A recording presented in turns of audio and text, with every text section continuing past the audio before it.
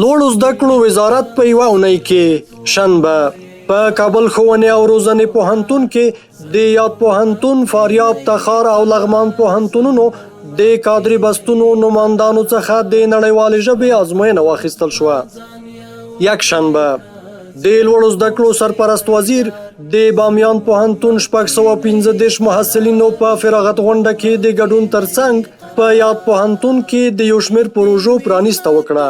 د کابل علماو شورا پلاوي د کابل پوهنتون له مسؤلینو سره د لیدنې ترڅنګ د یاد پوهنتون له مختلفو برخو څخه لیدنه وکړه. دوشنبه د لوړو زده کړو وزارت د محصلانو د خدمتونو او همغږۍ ریاست په همکارۍ په پکتیا پوهنتون کې د زون په کچه د پوهنتونونو او لوړو زده کړو مؤسسو ترمنځ د والیبال سیالۍ پیل شوې. په کابل طبي علومو پوهنتون کې د لومړي ځل لپاره په طب او څېړنه کې د مصنوعي ځیرکتیا کارونې په اړه سیمینار جوړ شو. د کابل پوهنتون ویټرنري پوهنځۍ له لوري د بیزو چیچک ناروغۍ د مخنیوي په اړه د عامه پوهاوي سیمینار وړاندې شو.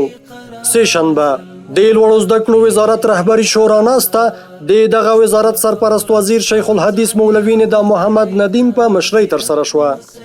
چهارشنبه د تخار پوهنتون د اوو پوهنځیو له بېلابېلو څانګو څخه 223 محصلین فارغ او ټولنې ته د خدمت په موخه وړاندې شول.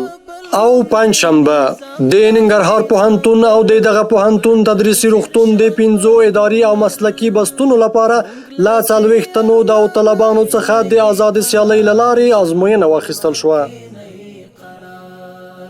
شپه او ورځ په ځان یو وکړئ ښه ځیرک اوسئ بیدار